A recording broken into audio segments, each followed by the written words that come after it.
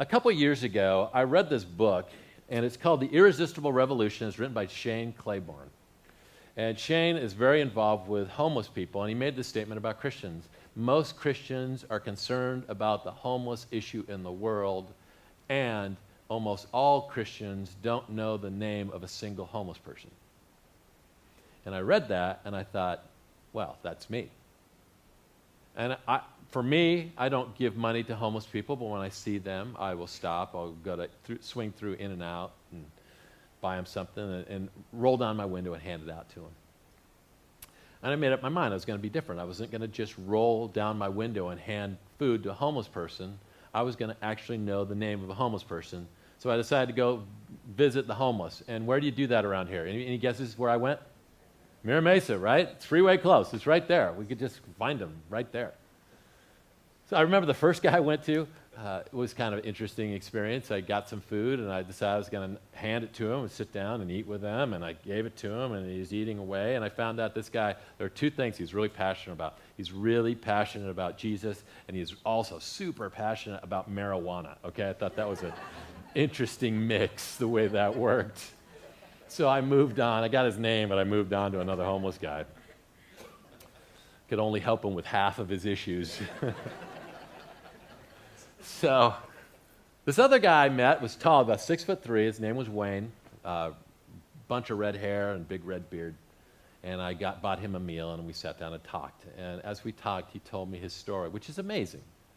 How much you can learn by just sitting down and when one sitting. So we talked, and he told me that he was married, and he invited one of his friends who was down on his luck to come live with them. Well, over the course of time, the friend had an affair with his wife. Well, that took him to a bad place, and he started drinking, and the drinking led him to living on the street, and that's where he was when I met him. Now, I don't know, I didn't really think, I don't know that I would say this out loud. This is probably how I was thinking at the time. I'm going to make Wayne my project. I'm going to save Wayne. And so I just started to do some things for him. It's simple things. He needed a sleeping bag, so I went home, and I found an old sleeping bag and gave him the sleeping bag, and he was appreciative of that. And then one time I went to visit him, and he was having heartburn, and so I went to CVS and I bought some heartburn medicine and gave it to him. One time he needed pants. He had pants, by the way. But he needed some more, so I went and bought him some pants. Went to the Salvation Army, and I got him some pants and gave it to him. One time, I asked him, I saw him on a Thursday, I said, hey, what are you doing tomorrow for breakfast? And he says, well, I don't know. So, I've loved making pancakes. I'm great at it. So I made him some blueberry pancakes, and I went to find him the next day at 10 o'clock on Saturday, my day off. And he wasn't there. And so I just looked around for a homeless person and said, hey, you want some pancakes? And he said, no, you probably poisoned them. So I took the pancakes home and ate them myself. One of the things that, as Wayne talked, he really talked a lot about just wanting to get back on his feet. I need some help. I want to get back on my feet. And I need an identification card to do that. So I went home and I researched that. And another time I went and researched places that he could live on a long-term basis to get his life back together. I don't know if you've ever heard this phrase, how do you know that an addict is lying? Their lips are moving. I just found out quickly that he wasn't as motivated as I thought he was. And I learned to be okay with that because it's his life, it's not mine. And it was really more about me just getting to know who this person was and him getting to know me. Well, over time, I lost track of Wayne. Maybe it was my own busyness, I don't know. But I didn't see him anymore on Mira Mesa Boulevard. And so I tried to find him. And so I went out to Mira Mesa Boulevard to talk to some homeless people to see if they knew where this guy was. I mean, I don't know what I was thinking, hey, let's just Google homeless, and there's a homeless, yellow pages, we can find Wayne. I don't know. But I ran into a guy that knew where he was. And he said, I know where he is. He's actually been sick. He's at Scripps Mercy Hospital. And so I went to visit him.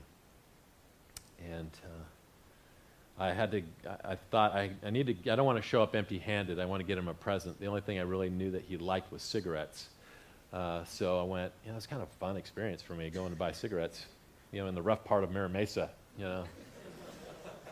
So bought him some cigarettes, and I went and found him. And You can't, of course, you can't smoke in a hospital, but you can't. There's a place outside. So I wheeled him out, and he lit up, and we started to talk. In that conversation, I found out that Wayne had experienced total kidney failure, that he would be in the hospital pretty much the rest of his life. And we just talked, and we talked about life and what was going on. And I will never forget, near the end of that conversation, Wayne looked me in the eye, and he said, "You know, Jack, you're a good man." And I can't tell you how many things in my life I've tried to do to just get myself to that place where I felt like I was good enough. Somehow, sitting across this homeless man who was now in a hospital made me feel better than I had ever felt. Made me feel like I was a good man. Now, listen, there's lots of ways you can make a reputation. You can march on this and prove you're right here or there. If you really want to make a difference, just love people. Just love them.